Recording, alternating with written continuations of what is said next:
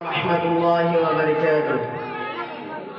الحمد لله رب العالمين والصلاة والسلام على أعوذ بالله من الشيطان الرجيم. بسم الله الرحمن الرحيم. ويل لكل همزة لمزة. جناب صدر حکام صاحبان، مشرق اساتذہ اکرام اور آج میں اس سالانہ پروگرام میں جس موضوع پر لے کر حاضر اسٹیج ہوں وہ ہے زبان کی حفاظت. محترم سامعین، زبان ہمارے جسم کا ایک ایسا حصہ ہے جو بظاہر تو انتہائی چھوٹا معلوم ہوتا ہے، مگر حقیقت میں اس ایک زبان سے انسان فلاح و کامرانی سے ہمکنار ہو سکتا ہے اور تباہی و بربادی سے دوچار ہو سکتا ہے. اسی زبان کے بدولت بکھرے ہوئے رشتے جڑ جاتے ہیں اور اسی کے سبب میں آباد گھر ویران ہو جاتے ہیں.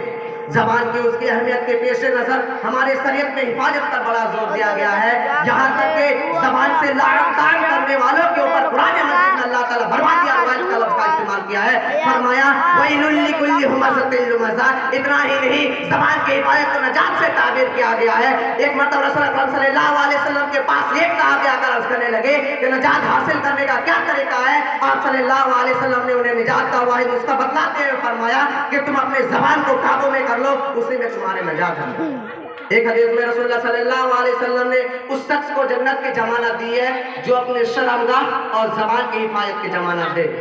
محترم سامعین، کتنا انتہائی اور افسوس کی بات ہے کہ زبان کے جس قدر طاقت ہمارے شریعت میں ہے، ہماری بہنیں اور عورتیں اس سے اتنا ہی غافل ہے. سب سے زیادہ زبانداری غیبت اور چغلخوری جوان تراشی میں عورتوں کا نام آتا ہے. ایک مرتبہ رسول اکرم صلی اللہ علیہ وسلم سے پوچھا گیا، ایک مرتبہ رسول اکرم صلی اللہ علیہ وسلم عورتوں کے درمیان واضح فرمایا کہ میں نے سب سے زیادہ جہنم میں عورت دیکھی ہے. ایک عورت پوچھ بیٹھی اللہ کے رسول صلی اللہ علیہ وسلم ایسا کیوں؟ آپ صلی اللہ علیہ وسلم نے فرمایا کہ تم عورتیں زبان سے لعن طعن کرنے میں بہت آگے ہو اور تم اپنے شوہروں کے ناشکر حد سے زیادہ کرتے. میری پیاری بہنوں، آج عورتوں کو جیسے مجلس نہیں ہے جہاں دو چار عورتیں اکٹھا ہو اور کسی کی غیبت نہ کی جائے، کسی کی پیٹھ پیچھے برائی نہ کی جائے، کسی کی شکایت بیان نہ کی جائے، کسی کا عیب بیان نہ کی جائے. اگرچہ واقعی برائی اس کے اندر موجود ہو تو اسے غیبت کہتے ہیں. اور اللہ تعالیٰ سورۃ الحجر میں فرماتے ہیں وَلَا يَغْتَبْ بَعْضُكُمْ بَعْضًا أَيُحِبُّ أَحَدُكُمْ أَن يَأْكُلَ لَحْمَ أَخِيهِ مَيْتًا فَكَرِهْتُمُوهُ. ایک دوسرے کی غیبت نہ کرو. کیا تم میں سے کوئی اپنا مردہ بھائی کا گوشت کھانا پسند کرے گا؟ یقیناً تم اسے ناپسند کرو گے. ایک مرتبہ رسول اکرم صلی اللہ علیہ وسلم کے سامنے حضرت ابوبکر صدیق رضی اللہ عنہ نے اپنے کسی غلام کو بھلا برا کہہ دیا، کچھ اس کے عیبیں بیان کر دی. کچھ دیر بعد جب کوئی کھانے کی چیز آئی تو آپ صلی اللہ علیہ وسلم نے فرمایا ابوبکر تم تو کھا چکے ہو. انہوں نے عرض کیا نہیں اللہ کے رسول میں نے تو کچھ نہیں کھایا. آپ صلی اللہ علیہ وسلم نے فرمایا کیا تم اپنے بھائی کا گوشت نہیں کھایا، کسی کی غیبت نہیں کی؟ محترم سامعین کرام، اس واقعہ سے اندازہ لگایا جا سکتا ہے کہ غیبت کتنا خطرناک اور ہولناک برائی ہے. غیبت کے علاوہ زبان سے نکالے جانے والی اور ایک عام برائی ہے، وہ ہے جھوٹ.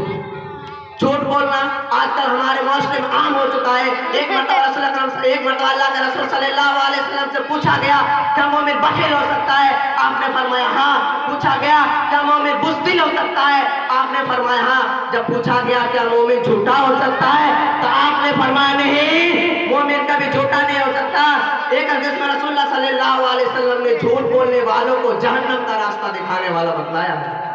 اور ہمارے رسول صلی اللہ علیہ وسلم کا یہ حال تھا کہ نبوت سے پہلے آپ نے کبھی جھوٹ نہیں بولے. یہی وجہ ہے کہ آپ کو مکے والوں صادق اور امین کے نام سے یاد کرتے ہیں. آخر میں اللہ تعالیٰ سے دعا کہ ہم تمام مسلمان بھائی اور بہنوں کو اپنی زبان سے غیبت، چغلخوری اور جھوٹ دیگر برائیوں سے محفوظ رکھنے کی توفیق عطا فرمائے.